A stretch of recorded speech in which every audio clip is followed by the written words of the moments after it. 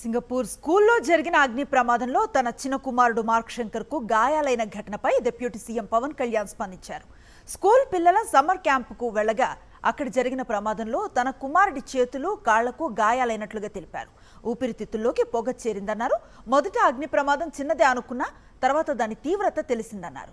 తన పెద్ద కుమారుడు అఖీరా పుట్టినరోజే రెండవ కుమారుడికి ఇలా జరగటం బాధాకరమన్నారు. తన కుమారుడి ఆరోగ్యంపై ఆరా తీసిన ప్రధాని నరేంద్ర మోదీ, వైఎస్ఆర్సీపీ అధినేత YS Jaganmohan Reddy, BRS working president కేటీఆర్లకు డిప్యూటీ సీఎం పవన్ కళ్యాణ్ కృతజ్ఞతలు తెలిపారు. ఫోన్ వస్తే నా రెండో కొడుకు మార్క్ శంకర్కి సంబంధించి ఒక సమ్మర్ క్యాంప్కి వెళ్ళారు. అంటే నా వైఫ్కి ఫోన్ వచ్చింది, ఇట్లా ఫైర్ యాక్సిడెంట్ అయింది, చిన్నపాటి అగ్ని ప్రమాదం అనుకున్నాను కానీ ఈ స్థాయిలో ఉంటుందని నాకు తెలియలేదు. ఇంటెన్సిటీ సీరియస్నెస్ నాకు తెలియలేదు. అంతా బాగుంటుంది అనుకున్నాను. చూస్తే ఇప్పుడు తనని ప్రస్తుతం హాస్పిటల్లో జాయిన్ చేశారు. బ్రాంకోస్కోపీ పెడతా ఉన్నారు. Very tragic news.